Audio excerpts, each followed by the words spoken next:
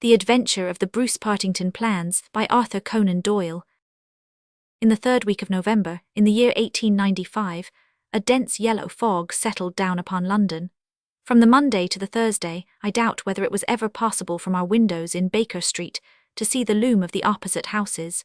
The first day Holmes had spent in cross-indexing his huge book of references. The second and third had been patiently occupied upon a subject which he had recently made his hobby, the music of the Middle Ages. But when, for the fourth time, after pushing back our chairs from breakfast, we saw the greasy, heavy brown swirl still drifting past us and condensing in oily drops upon the window panes, my comrade's impatient and active nature could endure this drab existence no longer. He paced restlessly about our sitting room in a fever of suppressed energy, biting his nails, tapping the furniture, and chafing against inaction. "Nothing of interest in the paper, Watson," he said. I was aware that by anything of interest, Holmes meant anything of criminal interest. There was the news of a revolution, of a possible war, and of an impending change of government, but these did not come within the horizon of my companion. I could see nothing recorded in the shape of crime, which was not commonplace and futile. Holmes groaned and resumed his restless meanderings. "The London criminal is certainly a dull fellow," said he in the querulous voice of the sportsman whose game has failed him. "Look out this window, Watson. See how the figures loom up, are dimly seen, and then blend once more into the cloud bank. The thief or the murderer could roam London on such a day as the tiger does the jungle, unseen until he pounces, and then evident only to his victim." "There have," said I, "been numerous petty thefts." Holmes snorted his contempt. "This great and sombre stage is set for something more worthy than that," said he. "It is fortunate for this community that I am not a criminal." "It is indeed," said I heartily. "Suppose that I were Brooks or Woodhouse, or any of the 50 men who have good reason for taking my life, how long could I survive against my own pursuit? A summons, a bogus appointment, and all would be over. It is well they don't have days of fog in the Latin countries, the countries of assassination. By Jove, here comes something at last to break our dead monotony." It was the maid with a telegram. Holmes tore it open and burst out laughing. "Well, well, what next?" said he. "Brother Mycroft is coming round." "Why not?" I asked. "Why not? It is as if you met a tramcar coming down a country lane. Mycroft has his rails and he runs on them. His Pall Mall lodgings, the Diogenes Club, Whitehall, that is his cycle. Once and only once he has been here. What upheaval can possibly have derailed him?" "Does he not explain?" Holmes handed me his brother's telegram. "Must see you over Cadogan West, coming at once." "Mycroft." Cadogan West, I have heard the name. It recalls nothing to my mind, but that Mycroft should break out in this erratic fashion, a planet might as well leave its orbit. By the way, do you know what Mycroft is? I had some vague recollection of an explanation at the time of the adventure of the Greek interpreter. "You told me that he had some small office under the British government." Holmes chuckled. "I did not know you quite so well in those days. One has to be discreet when one talks of high matters of state. You are right in thinking that he is under the British government. You would also be right in a sense if you said that occasionally he is the British government." "My dear Holmes," I thought I might surprise you. "Mycroft draws £450 a year, remains a subordinate, has no ambitions of any kind, will receive neither honour nor title, but remains the most indispensable man in the country." "But how?" "Well, his position is unique. He has made it for himself. There has never been anything like it before, nor will be again. He has the tidiest and most orderly brain, with the greatest capacity for storing facts of any man living. The same great powers which I have turned to the detection of crime, he has used for this particular business. The conclusions of every department are passed to him, and he is the central exchange, the clearing-house which makes out the balance. All other men are specialists, but his specialism is omniscience. We will suppose that a minister needs information as to a point which involves the Navy, India, Canada, and the bimetallic question. He could get his separate advices from various departments upon each, but only Mycroft can focus them all, and say offhand how each factor would affect the other. They began by using him as a shortcut, a convenience. Now he has made himself an essential. In that great brain of his everything is pigeonholed and can be handed out in an instant. Again and again his word has decided the national policy. He lives in it. He thinks of nothing else save when, as an intellectual exercise, he unbends if I call upon him and ask him to advise me on one of my little problems. But Jupiter is descending today. What on earth can it mean? Who is Cadogan West and what is he to Mycroft? I have it, I cried, and plunged among the litter of papers upon the sofa. Yes, here he is, sure enough. Cadogan West was the young man who was found dead on the Underground on Tuesday morning. Holmes sat up at attention, his pipe halfway to his lips. This must be serious, Watson. A death which has caused my brother to alter his habits can be no ordinary one. What in the world can he have to do with it? The case was featureless as I remember it. The young man had apparently fallen out of the train and killed himself. He had not been robbed and there was no particular reason to suspect violence. Is that not so? There has been an inquest, said I, and a good many fresh facts have come out. Looked at more closely, I should certainly say that it was a curious case. Judging by its effect upon my brother, I should think it must be a most extraordinary one. He snuggled down in his armchair. Now, Watson, let us have the facts. The man's name was Arthur Cadogan West. He was 27 years of age, unmarried, and a clerk at Woolwich Arsenal. Government employ, behold the link with brother Mycroft. He left Woolwich suddenly on Monday night. Was last seen by his fiancée, Miss Violet Westbury, whom he left abruptly in the fog about 7:30 that evening. There was no quarrel between them, and she can give no motive for his action. The next thing heard of him was when his dead body was discovered by a platelayer named Mason, just outside Aldgate Station on the Underground system in London. When the body was found at 6 on Tuesday morning. It was lying wide of the metals upon the left hand of the track as one goes eastward, at a point close to the station, where the line emerges from the tunnel in which it runs. The head was badly crushed, an injury which might well have been caused by a fall from the train. The body could only have come on the line in that way. Had it been carried down from any neighbouring street, it must have passed the station barriers, where a collector is always standing. This point seems absolutely certain. Very good, the case is definite enough. The man, dead or alive, either fell or was precipitated from a train. So much is clear to me. Continue. The trains which traverse the lines of rail beside which the body was found are those which run from west to east, some being purely metropolitan, and some from Willesden and outlying junctions. It can be stated for certain that this young man, when he met his death, was travelling in this direction at some late hour of the night, but at what point he entered the train it is impossible to state. His ticket, of course, would show that. There was no ticket in his pockets. No ticket, dear me, Watson, this is really very singular.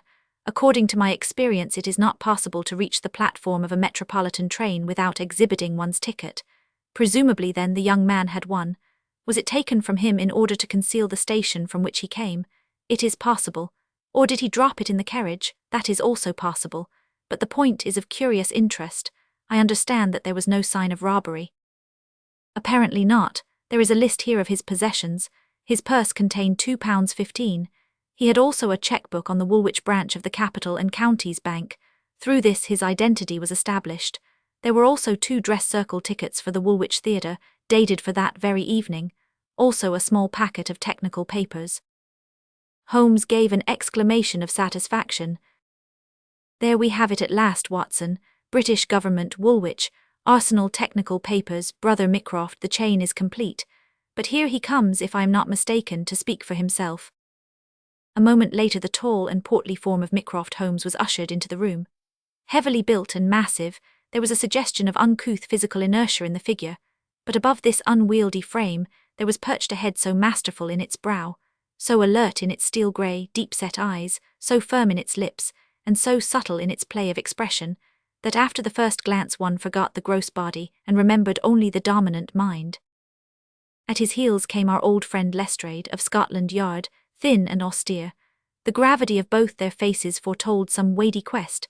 The detective shook hands without a word. Mycroft Holmes struggled out of his overcoat and subsided into an armchair. "A most annoying business, Sherlock," said he. "I extremely dislike altering my habits, but the powers that be would take no denial.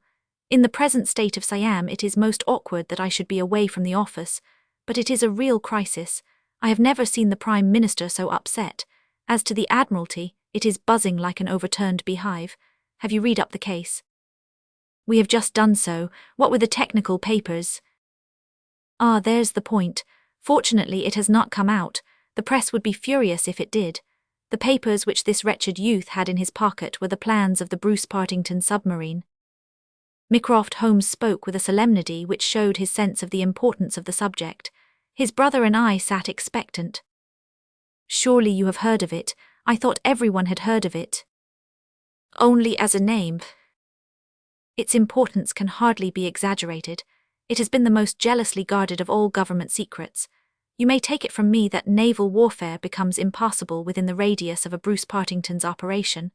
2 years ago, a very large sum was smuggled through the estimates and was expended in acquiring a monopoly of the invention. Every effort has been made to keep the secret. The plans, which are exceedingly intricate, comprising some 30 separate patents, each essential to the working of the whole, are kept in an elaborate safe in a confidential office adjoining the arsenal, with burglar-proof doors and windows. Under no conceivable circumstances were the plans to be taken from the office. If the chief constructor of the Navy desired to consult them, even he was forced to go to the Woolwich office for the purpose. And yet here we find them in the pocket of a dead junior clerk in the heart of London. From an official point of view, it's simply awful. But you have recovered them. No, Sherlock, no, that's the pinch, we have not. 10 papers were taken from Woolwich. There were 7 in the pocket of Cadogan West. The 3 most essential are gone, stolen, vanished. You must drop everything, Sherlock. Never mind your usual petty puzzles of the police court. It's a vital international problem that you have to solve. Why did Cadogan West take the papers? Where are the missing ones? How did he die? How came his body where it was found? How can the evil be set right? Find an answer to all these questions, and you will have done good service for your country. Why do you not solve it yourself, Mycroft? You can see as far as I. Possibly, Sherlock, but it is a question of getting details. Give me your details, and from an armchair I will return you an excellent expert opinion. But to run here and run there, to cross-question railway guards and lie on my face with a lens to my eye, it is not my métier. No, you are the one man who can clear the matter up, if you have a fancy to see your name in the next honours list. My friend smiled and shook his head. I play the game for the game's own sake, said he. But the problem certainly presents some points of interest, and I shall be very pleased to look into it. Some more facts, please. I have jotted down the more essential ones upon this sheet of paper, together with a few addresses which you will find of service. The actual official guardian of the papers is the famous government expert, Sir James Walter, whose decorations and subtitles fill 2 lines of a book of reference. He has grown grey in the service, is a gentleman, a favoured guest in the most exalted houses, and above all, a man whose patriotism is beyond suspicion. He is one of 2 who have a key of the safe. I may add that the papers were undoubtedly in the office during working hours on Monday, and that Sir James left for London about 3 o'clock taking his key with him. He was at the house of Admiral Sinclair at Berkeley Square during the whole of the evening when this incident occurred. Has the fact been verified? Yes, his brother, Colonel Valentine Walter, has testified to his departure from Woolwich, and Admiral Sinclair to his arrival in London, so Sir James is no longer a direct factor in the problem. Who was the other man with a key? The senior clerk and draftsman, Mr. Sidney Johnson. He is a man of 40, married with 5 children. He is a silent, morose man, but he has, on the whole, an excellent record in the public service. He is unpopular with his colleagues, but a hard worker. According to his own account, corroborated only by the word of his wife, he was at home the whole of Monday evening after office hours, and his key has never left the watch chain upon which it hangs. Tell us about Cadogan West. He has been 10 years in the service and has done good work. He has the reputation of being hot-headed and imperious, but a straight, honest man. We have nothing against him. He was next Sidney Johnson in the office. His duties brought him into daily, personal contact with the plans. No one else had the handling of them. Who locked up the plans that night? Mr. Sidney Johnson, the senior clerk. Well, it is surely perfectly clear who took them away. They are actually found upon the person of this junior clerk, Cadogan West. That seems final, does it not? It does, Sherlock, and yet it leaves so much unexplained. In the first place, why did he take them? I presume they were of value. He could have got several thousands for them very easily. Can you suggest any possible motive for taking the papers to London, except to sell them? No, I cannot. Then we must take that as our working hypothesis. Young West took the papers. Now this could only be done by having a false key. Several false keys. He had to open the building and the room. He had then several false keys. He took the papers to London to sell the secret, intending, no doubt, to have the plans themselves back in the safe next morning before they were missed. While in London on this treasonable mission, he met his end. How? We will suppose that he was travelling back to Woolwich when he was killed and thrown out of the compartment. Aldgate, where the body was found, is considerably past the station London Bridge, which would be his route to Woolwich. Many circumstances could be imagined under which he would pass London Bridge. There was someone in the carriage, for example, with whom he was having an absorbing interview. This interview led to a violent scene in which he lost his life. Possibly he tried to leave the carriage, fell out on the line and so met his end. The other closed the door. There was a thick fog and nothing could be seen. No better explanation can be given with our present knowledge, and yet consider, Sherlock, how much you leave untouched. We will suppose, for argument's sake, that young Cadogan West had determined to convey these papers to London. He would naturally have made an appointment with the foreign agent and kept his evening clear. Instead of that, he took 2 tickets for the theatre, escorted his fiancée halfway there, and then suddenly disappeared. A blind, said Lestrade, who had sat listening with some impatience to the conversation. A very singular one. That is objection number 1. Objection number 2, we will suppose that he reaches London and sees the foreign agent. He must bring back the papers before morning or the loss will be discovered. He took away 10, only 7 were in his pocket. What had become of the other 3? He certainly would not leave them of his own free will. Then again, where is the price of his treason? One would have expected to find a large sum of money in his pocket. It seems to me perfectly clear, said Lestrade. I have no doubt at all as to what occurred. He took the papers to sell them. He saw the agent. They could not agree as to price. He started home again, but the agent went with him. In the train, the agent murdered him, took the more essential papers and threw his body from the carriage. That would account for everything, would it not? Why had he no ticket? The ticket would have shown which station was nearest the agent's house. Therefore he took it from the murdered man's pocket. Good, Lestrade, very good, said Holmes. Your theory holds together, but if this is true, then the case is at an end. On the one hand, the traitor is dead. On the other, the plans of the Bruce-Partington submarine are presumably already on the continent. What is there for us to do? To act, Sherlock, to act, cried Mycroft, springing to his feet. All my instincts are against this explanation. Use your powers. Go to the scene of the crime. See the people concerned. Leave no stone unturned. In all your career you have never had so great a chance of serving your country. Well, well, said Holmes, shrugging his shoulders. Come, Watson. And you, Lestrade, could you favour us with your company for an hour or 2? We will begin our investigation by a visit to Aldgate Station. Goodbye, Mycroft. I shall let you have a report before evening, but I warn you in advance that you have little to expect. An hour later, Holmes, Lestrade, and I stood upon the Underground Railroad at the point where it emerges from the tunnel, immediately before Aldgate Station. A courteous, red-faced old gentleman represented the railway company. This is where the young man's body lay, said he, indicating a spot about 3 feet from the metals.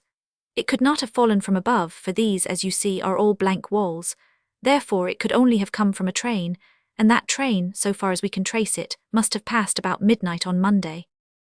Have the carriages been examined for any sign of violence? There are no such signs, and no ticket has been found. No record of a door being found open. None. We have had some fresh evidence this morning, said Lestrade. A passenger who passed Aldgate in an ordinary metropolitan train about 11:40 on Monday night declares that he heard a heavy thud, as of a body striking the line, just before the train reached the station. There was dense fog, however, and nothing could be seen. He made no report of it at the time. Why, whatever is the matter with Mr. Holmes? My friend was standing with an expression of strained intensity upon his face, staring at the railway metals where they curved out of the tunnel. Aldgate is a junction, and there was a network of points. On these his eager, questioning eyes were fixed, and I saw on his keen, alert face that tightening of the lips, that quiver of the nostrils, and concentration of the heavy, tufted brows which I knew so well. Points, he muttered, the points. What of it? What do you mean? I suppose there are no great number of points on a system such as this. No, they are very few. And a curve too, points and a curve, by Jove, if it were only so.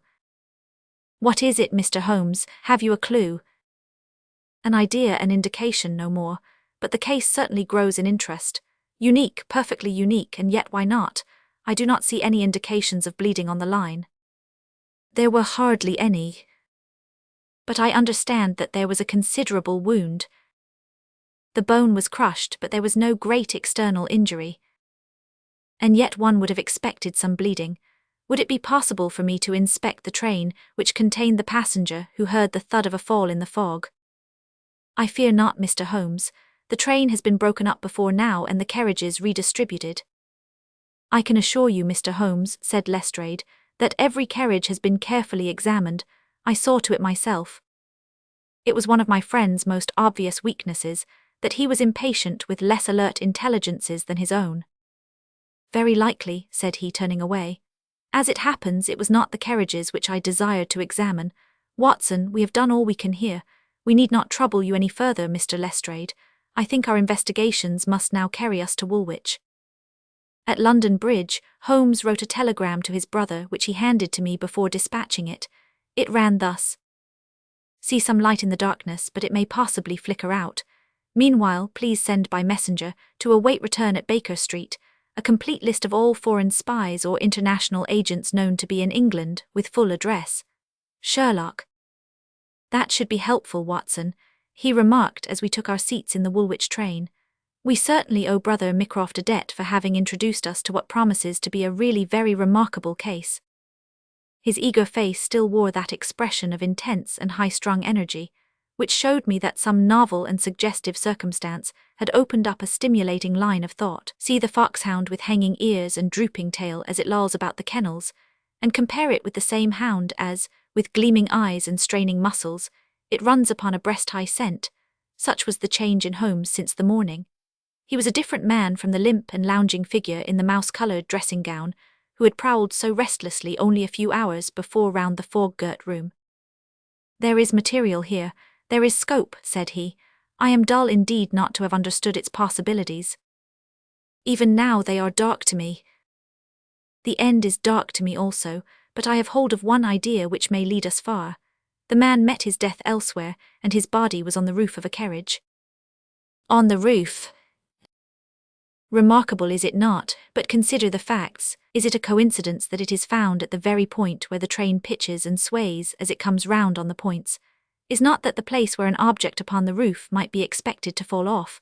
The points would affect no object inside the train. Either the body fell from the roof or a very curious coincidence has occurred. But now consider the question of the blood. Of course there was no bleeding on the line if the body had bled elsewhere. Each fact is suggestive in itself. Together they have a cumulative force.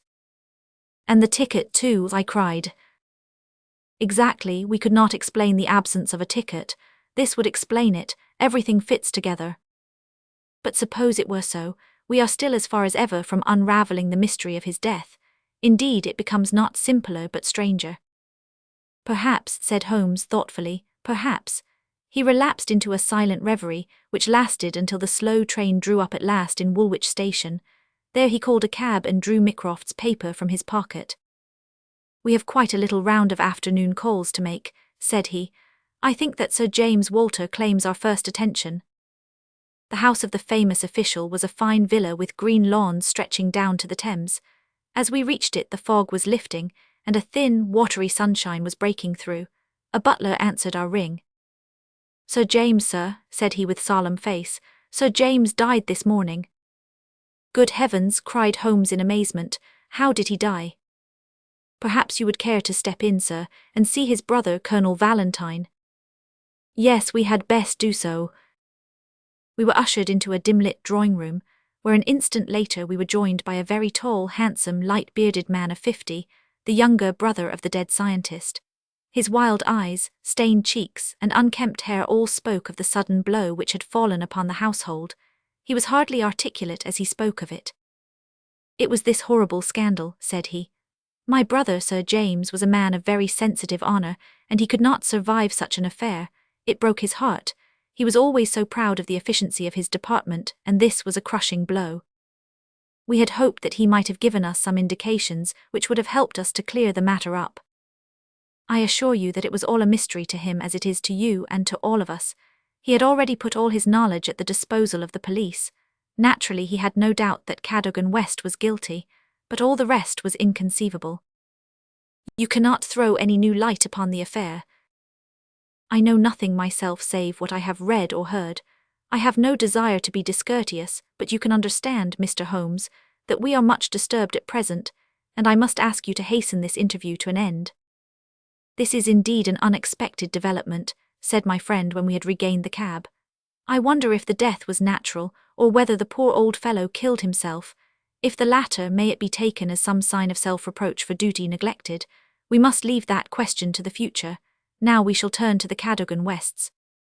A small but well-kept house in the outskirts of the town sheltered the bereaved mother. The old lady was too dazed with grief to be of any use to us, but at her side was a white-faced young lady, who introduced herself as Miss Violet Westbury, the fiancée of the dead man, and the last to see him upon that fatal night. I cannot explain it, Mr. Holmes, she said. I have not shut an eye since the tragedy, thinking night and day, what the true meaning of it can be. Arthur was the most single-minded, chivalrous, patriotic man upon earth.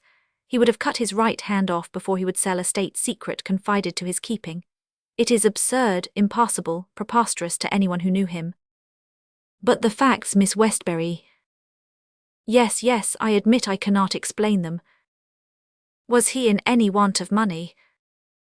No, his needs were very simple and his salary ample. He had saved a few hundreds, and we were to marry at the new year. No signs of any mental excitement. Come, Miss Westbury, be absolutely frank with us. The quick eye of my companion had noted some change in her manner. She coloured and hesitated. Yes, she said at last, I had a feeling that there was something on his mind. For long? Only for the last week or so. He was thoughtful and worried, once I pressed him about it. He admitted that there was something and that it was concerned with his official life. It is too serious for me to speak about, even to you, said he. I could get nothing more. Holmes looked grave. Go on, Miss Westbury. Even if it seems to tell against him, go on. We cannot say what it may lead to. Indeed, I have nothing more to tell. Once or twice it seemed to me that he was on the point of telling me something. He spoke one evening of the importance of the secret, and I have some recollection that he said that no doubt foreign spies would pay a great deal to have it. My friend's face grew graver still. Anything else? He said that we were slack about such matters, that it would be easy for a traitor to get the plans. Was it only recently that he made such remarks? Yes, quite recently. Now tell us of that last evening. We were to go to the theatre. The fog was so thick that a cab was useless. We walked, and our way took us close to the office. Suddenly he darted away into the fog. Without a word. He gave an exclamation, that was all. I waited, but he never returned. Then I walked home. Next morning, after the office opened, they came to inquire. About 12 o'clock we heard the terrible news. Oh, Mr. Holmes, if you could only save his honour. It was so much to him. Holmes shook his head sadly. Come, Watson, said he, our ways lie elsewhere. Our next station must be the office from which the papers were taken. It was black enough before against this young man, but our inquiries make it blacker, he remarked as the cab lumbered off. His coming marriage gives a motive for the crime. He naturally wanted money. The idea was in his head since he spoke about it. He nearly made the girl an accomplice in the treason by telling her his plans. It is all very bad. But surely Holmes' character goes for something. Then, again, why should he leave the girl in the street and dart away to commit a felony? Exactly, there are certainly objections, but it is a formidable case which they have to meet. Mr. Sidney Johnson, the senior clerk, met us at the office and received us with that respect which my companion's card always commanded. He was a thin, gruff, bespectacled man of middle age, his cheeks haggard, and his hands twitching from the nervous strain to which he had been subjected. It is bad, Mr. Holmes, very bad. Have you heard of the death of the chief? We have just come from his house. The place is disorganized. The chief dead, Cadogan West dead, our papers stolen, And yet when we closed our door on Monday evening, we were as efficient an office as any in the government service. Good God, it's dreadful to think of, that West of all men should have done such a thing. You are sure of his guilt, then? I can see no other way out of it, and yet I would have trusted him as I trust myself. At what hour was the office closed on Monday? At 5. Did you close it? I am always the last man out. Where were the plans? In that safe, I put them there myself. Is there no watchman to the building? There is, but he has other departments to look after as well. He is an old soldier and a most trustworthy man. He saw nothing that evening. Of course the fog was very thick. Suppose that Cadogan West wished to make his way into the building after hours. He would need 3 keys, would he not, before he could reach the papers? Yes, he would. The key of the outer door, the key of the office, and the key of the safe. Only Sir James Walter and you had those keys. I had no keys of the doors, only of the safe. Was Sir James a man who was orderly in his habits? Yes, I think he was. I know that so far as those 3 keys are concerned, he kept them on the same ring. I have often seen them there. And that ring went with him to London. He said so. And your key never left your possession? Never. Then West, if he is the culprit, must have had a duplicate, and yet none was found upon his body. One other point, if a clerk in this office desired to sell the plans, would it not be simpler to copy the plans for himself than to take the originals, as was actually done? It would take considerable technical knowledge to copy the plans in an effective way. But I suppose either Sir James or you or West has that technical knowledge. No doubt we had, but I beg you won't try to drag me into the matter, Mr. Holmes. What is the use of our speculating in this way when the original plans were actually found on West? Well, it is certainly singular that he should run the risk of taking originals if he could safely have taken copies, which would have equally served his turn. Singular, no doubt, and yet he did so. Every inquiry in this case reveals something inexplicable. Now there are 3 papers still missing. They are, as I understand, the vital ones. Yes, that is so. Do you mean to say that anyone holding these 3 papers, and without the 7 others, could construct a Bruce-Partington submarine? I reported to that effect to the Admiralty, but today I have been over the drawings again, and I am not so sure of it. The double valves with the automatic self-adjusting slots are drawn in one of the papers which have been returned, until the foreigners had invented that for themselves they could not make the boat. Of course they might soon get over the difficulty. But the 3 missing drawings are the most important. Undoubtedly. I think, with your permission, I will now take a stroll round the premises. I do not recall any other question which I desired to ask. He examined the lock of the safe, the door of the room, and finally the iron shutters of the window. It was only when we were on the lawn outside that his interest was strongly excited. There was a laurel bush outside the window, and several of the branches bore signs of having been twisted or snapped. He examined them carefully with his lens, and then some dim and vague marks upon the earth beneath. Finally he asked the chief clerk to close the iron shutters, and he pointed out to me that they hardly met in the centre, and that it would be possible for anyone outside to see what was going on within the room. The indications are ruined by 3 days' delay. They may mean something or nothing. Well, Watson, I do not think that Woolwich can help us further. It is a small crop which we have gathered. Let us see if we can do better in London. Yet we added 1 more sheaf to our harvest before we left Woolwich station. The clerk in the ticket office was able to say with confidence that he saw Cadogan West, whom he knew well by sight, upon the Monday night, and that he went to London by the 8:15 to London Bridge. He was alone and took a single 3rd-class ticket. The clerk was struck at the time by his excited and nervous manner. So shaky was he that he could hardly pick up his change, and the clerk had helped him with it. A reference to the timetable showed that the 8:15 was the first train which it was possible for West to take after he had left the lady about 7:30. Let us reconstruct, Watson, said Holmes after half an hour of silence. I am not aware that in all our joint researches we have ever had a case which was more difficult to get at. Every fresh advance which we make only reveals a fresh ridge beyond, and yet we have surely made some appreciable progress. The effect of our inquiries at Woolwich has in the main been against young Cadogan West, but the indications at the window would lend themselves to a more favourable hypothesis. Let us suppose, for example, that he had been approached by some foreign agent. It might have been done under such pledges as would have prevented him from speaking of it, and yet would have affected his thoughts in the direction indicated by his remarks to his fiancée.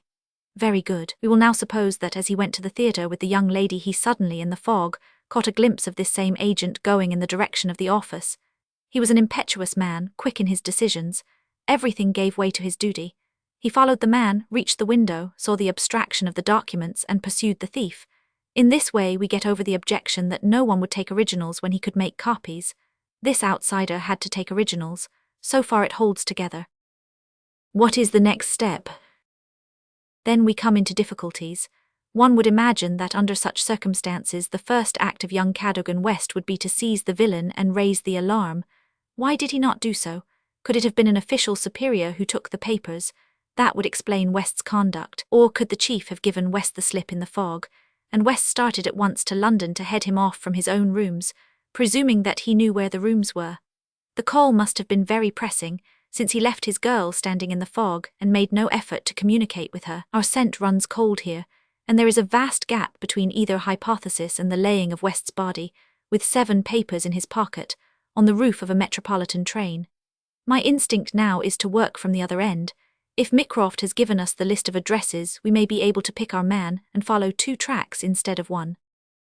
Surely enough, a note awaited us at Baker Street. A government messenger had brought it post-haste. Holmes glanced at it and threw it over to me. There are numerous small fry, but few who would handle so big an affair. The only men worth considering are Adolphe Mayer, of 13 Great George Street, Westminster, Louis La Rothière of Campden Mansions, Notting Hill, and Hugo Oberstein, 13 Caulfield Gardens, Kensington. The latter was known to be in town on Monday and is now reported as having left. Glad to hear you have seen some light. The Cabinet awaits your final report with the utmost anxiety. Urgent representations have arrived from the very highest quarter. The whole force of the state is at your back if you should need it. Mycroft. I'm afraid, said Holmes, smiling, that all the Queen's horses and all the Queen's men cannot avail in this matter. He had spread out his big map of London and leaned eagerly over it. Well, well, said he presently with an exclamation of satisfaction, things are turning a little in our direction at last. Why, Watson, I do honestly believe that we are going to pull it off after all. He slapped me on the shoulder with a sudden burst of hilarity. I am going out now. It is only a reconnaissance. I will do nothing serious without my trusted comrade and biographer at my elbow. Do you stay here, and the odds are that you will see me again in an hour or 2. If time hangs heavy, get foolscap and a pen, and begin your narrative of how we saved the state. I felt some reflection of his elation in my own mind, for I knew well that he would not depart so far from his usual austerity of demeanour unless there was good cause for exultation. All the long November evening I waited, filled with impatience for his return. At last, shortly after 9 o'clock, there arrived a messenger with a note. Am dining at Goldini's restaurant, Gloucester Road, Kensington. Please come at once and join me there. Bring with you a jimmy, a dark lantern, a chisel, and a revolver. S.H. It was a nice equipment for a respectable citizen to carry through the dim, fog-draped streets. I stowed them all discreetly away in my overcoat and drove straight to the address given. There sat my friend at a little round table near the door of the garish Italian restaurant. Have you had something to eat? Then join me in a coffee and curacao. Try one of the proprietor's cigars. They are less poisonous than one would expect. Have you the tools? They are here in my overcoat. Excellent. Let me give you a short sketch of what I have done, with some indication of what we are about to do. Now it must be evident to you, Watson, that this young man's body was placed on the roof of the train. That was clear from the instant that I determined the fact that it was from the roof, and not from a carriage, that he had fallen. Could it not have been dropped from a bridge? I should say it was impossible. If you examine the roofs you will find that they are slightly rounded, and there is no railing round them. Therefore, we can say for certain that young Cadogan West was placed on it. How could he be placed there? That was the question which we had to answer. There is only one possible way. You are aware that the underground runs clear of tunnels at some points in the West End. I had a vague memory that as I have travelled by it, I have occasionally seen windows just above my head. Now, suppose that a train halted under such a window. Would there be any difficulty in laying a body upon the roof? It seems most improbable. We must fall back upon the old axiom that when all other contingencies fail, whatever remains, however improbable, must be the truth. Here all other contingencies have failed. When I found that the leading international agent, who had just left London, lived in a row of houses which abutted upon the underground, I was so pleased that you were a little astonished at my sudden frivolity. Oh, that was it, was it? Yes, that was it. Mr. Hugo Oberstein of 13 Caulfield Gardens had become my objective. I began my operations at Gloucester Road Station, where a very helpful official walked with me along the track, and allowed me to satisfy myself not only that the back stair windows of Caulfield Gardens open on the line, but the even more essential fact that, owing to the intersection of one of the larger railways, the underground trains are frequently held motionless for some minutes at that very spot. Splendid, Holmes, you have got it. So far, Watson. We advance, but the goal is afar. Well, having seen the back of Caulfield Gardens, I visited the front and satisfied myself that the bird was indeed flown. It is a considerable house, unfurnished, so far as I could judge, in the upper rooms. Oberstein lived there with a single valet, who was probably a confederate entirely in his confidence.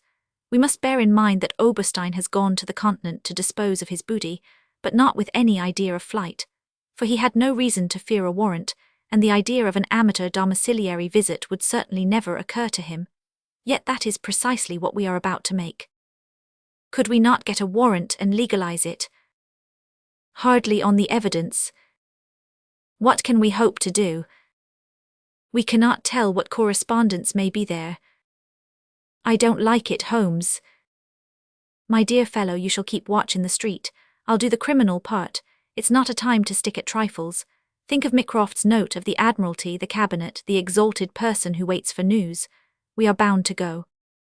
My answer was to rise from the table. You are right, Holmes, we are bound to go. He sprang up and shook me by the hand. I knew you would not shrink at the last, said he, and for a moment I saw something in his eyes which was nearer to tenderness than I had ever seen. The next instant, he was his masterful, practical self once more. It is nearly half a mile, but there is no hurry. Let us walk, said he. Don't drop the instruments, I beg. Your arrest as a suspicious character would be a most unfortunate complication. Caulfield Gardens was one of those lines of flat-faced pillared and porticoed houses which are so prominent a product of the middle Victorian epoch in the West End of London. Next door there appeared to be a children's party, for the merry buzz of young voices and the clatter of a piano resounded through the night. The fog still hung about and screened us with its friendly shade. Holmes had lit his lantern and flashed it upon the massive door. This is a serious proposition, said he. It is certainly bolted as well as locked. We would do better in the area. There is an excellent archway down yonder in case a too zealous policeman should intrude. Give me a hand, Watson, and I'll do the same for you. A minute later we were both in the area. Hardly had we reached the dark shadows before the step of the policeman was heard in the fog above. As its soft rhythm died away, Holmes set to work upon the lower door. I saw him stoop and strain until with a sharp crash it flew open. We sprang through into the dark passage, closing the area door behind us. Holmes led the way up the curving, uncarpeted stair. His little fan of yellow light shone upon a low window. Here we are, Watson, this must be the one. He threw it open, and as he did so there was a low, harsh murmur, growing steadily into a loud roar as a train dashed past us in the darkness. Holmes swept his light along the windowsill. It was thickly coated with soot from the passing engines, but the black surface was blurred and rubbed in places. You can see where they rested the body. Halloa, Watson, what is this? There can be no doubt that it is a blood mark. He was pointing to faint discolorations along the woodwork of the window. Here it is on the stone of the stair also. The demonstration is complete. Let us stay here until a train stops. We had not long to wait. The very next train roared from the tunnel as before, but slowed in the open, and then, with a creaking of brakes, pulled up immediately beneath us. It was not 4 feet from the window ledge to the roof of the carriages. Holmes softly closed the window. So far we are justified, said he. What do you think of it, Watson? A masterpiece. You have never risen to a greater height. I cannot agree with you there. From the moment that I conceived the idea of the body being upon the roof, which surely was not a very abstruse one, all the rest was inevitable. If it were not for the grave interests involved, the affair up to this point would be insignificant.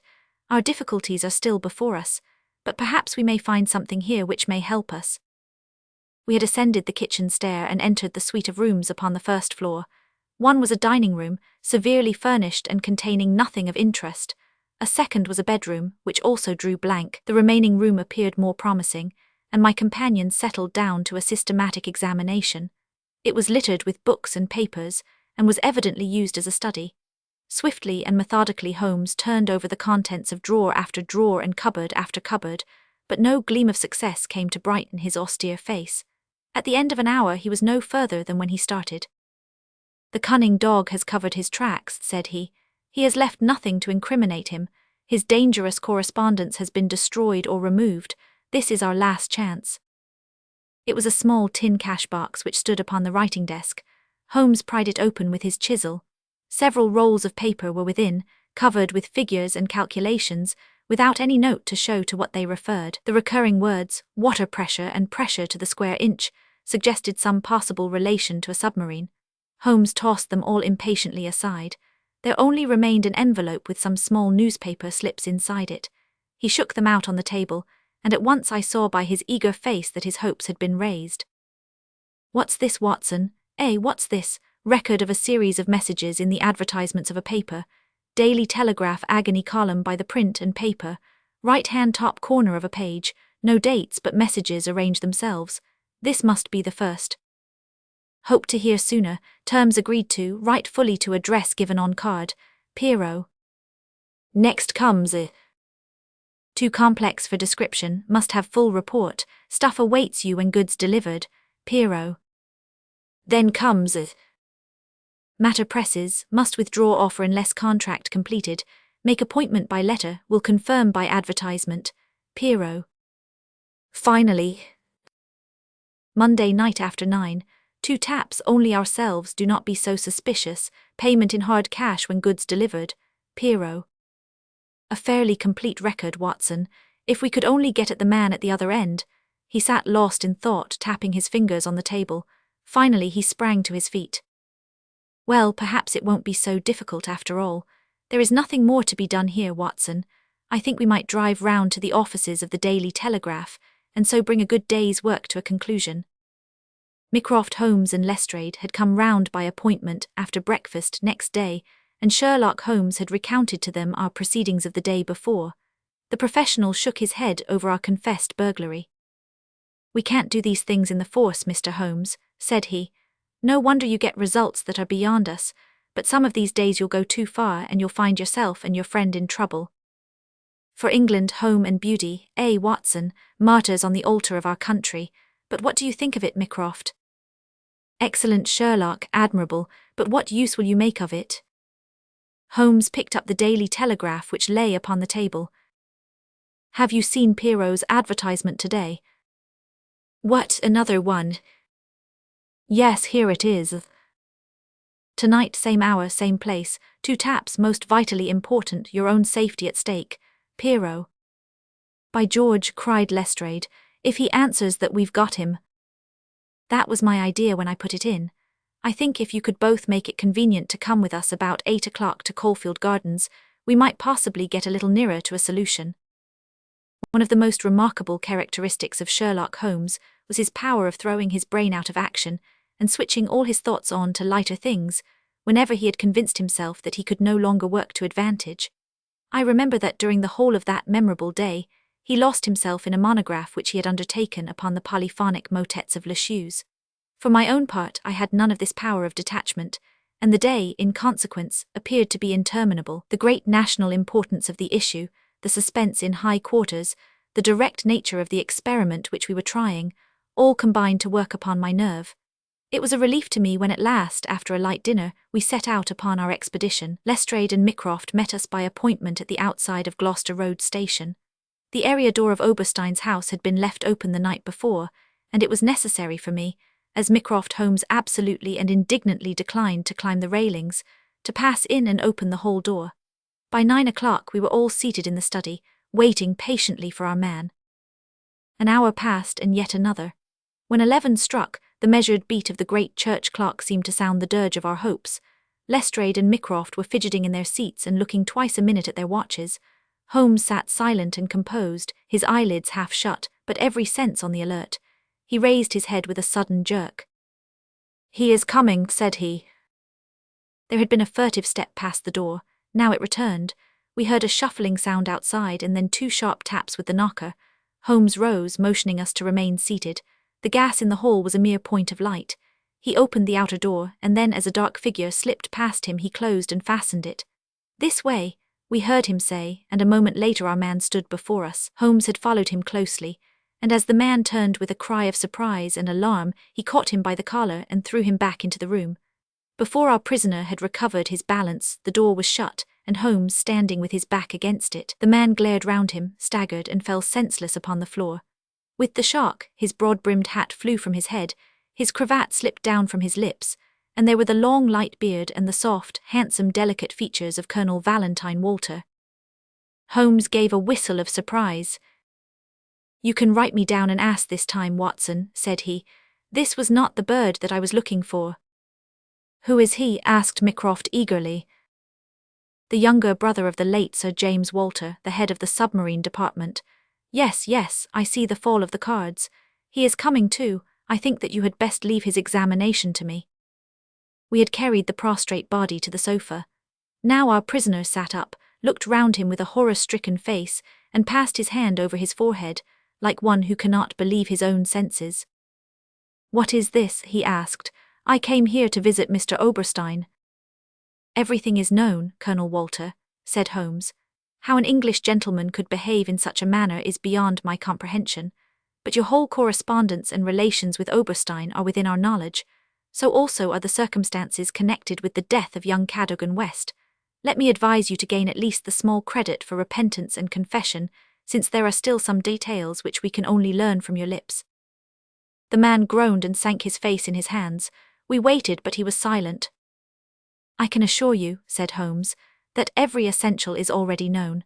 We know that you were pressed for money, that you took an impress of the keys which your brother held, and that you entered into a correspondence with Oberstein, who answered your letters through the advertisement columns of the Daily Telegraph. We are aware that you went down to the office in the fog on Monday night, but that you were seen and followed by young Cadogan West, who had probably some previous reason to suspect you. He saw your theft but could not give the alarm, as it was just possible that you were taking the papers to your brother in London.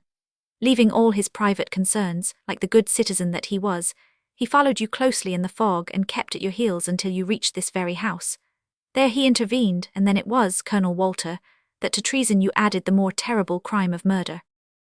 I did not. Before God I swear that I did not," cried our wretched prisoner. "Tell us, then, how Cadogan West met his end before you laid him upon the roof of a railway carriage." I swear to you that I will. I did the rest, I confess it. It was just as you say. A stock exchange debt had to be paid. I needed the money badly. Oberstein offered me 5,000. It was to save myself from ruin, but as to murder I am as innocent as you." "What happened then?" "He had his suspicions before, and he followed me as you describe. I never knew it until I was at the very door. It was thick fog and one could not see 3 yards. I had given 2 taps and Oberstein had come to the door. The young man rushed up and demanded to know what we were about to do with the papers. Oberstein had a short life-preserver. He always carried it with him. As West forced his way after us into the house, Oberstein struck him on the head.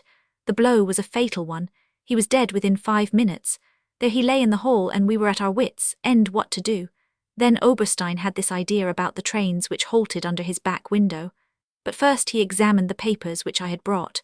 He said that 3 of them were essential, and that he must keep them. "You cannot keep them," said I. "There will be a dreadful row at Woolwich if they are not returned." "I must keep them," said he, "for they are so technical that it is impossible in the time to make copies." "Then they must all go back together tonight," said I. He thought for a little, and then he cried out that he had it. 3 I will keep," said he. "The others we will stuff into the pocket of this young man. When he is found, the whole business will assuredly be put to his account." I could see no other way out of it, so we did as he suggested. We waited half an hour at the window before a train stopped. It was so thick that nothing could be seen, and we had no difficulty in lowering West's body onto the train. That was the end of the matter so far as I was concerned. "And your brother?" He said nothing, but he had caught me once with his keys, and I think that he suspected. I read in his eyes that he suspected. As you know, he never held up his head again. There was silence in the room. It was broken by Mycroft Holmes. Can you not make reparation? It would ease your conscience and possibly your punishment. What reparation can I make? Where is Oberstein with the papers? I do not know. Did he give you no address? He said that letters to the Hôtel du Louvre, Paris, would eventually reach him. Then reparation is still within your power, said Sherlock Holmes. I will do anything I can. I owe this fellow no particular goodwill. He has been my ruin and my downfall. Here are paper and pen. Sit at this desk and write to my dictation. Direct the envelope to the address given. That is right. Now the letter.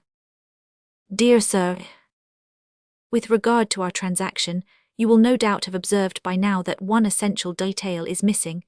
I have a tracing which will make it complete.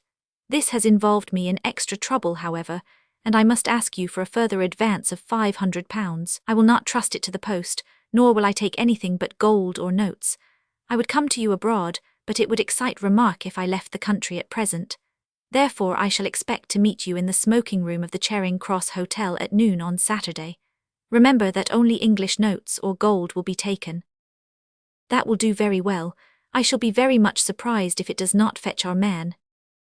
And it did. It is a matter of history, that secret history of a nation which is often so much more intimate and interesting than its public chronicles, that Oberstein, eager to complete the coup of his lifetime, came to the lure and was safely engulfed for 15 years in a British prison. In his trunk were found the invaluable Bruce-Partington Plans, which he had put up for auction in all the naval centres of Europe. Colonel Walter died in prison towards the end of the second year of his sentence. As to Holmes, he returned refreshed to his monograph upon the polyphonic motets of Le Chausse, which has since been printed for private circulation, and is said by experts to be the last word upon the subject. Some weeks afterwards, I learned incidentally that my friend spent a day at Windsor, whence he returned with a remarkably fine emerald tie-pin. When I asked him if he had bought it, he answered that it was a present from a certain gracious lady in whose interests he had once been fortunate enough to carry out a small commission. He said no more, but I fancy that I could guess at that lady's august name, and I have little doubt that the emerald pin will forever recall to my friend's memory the adventure of the Bruce-Partington Plans.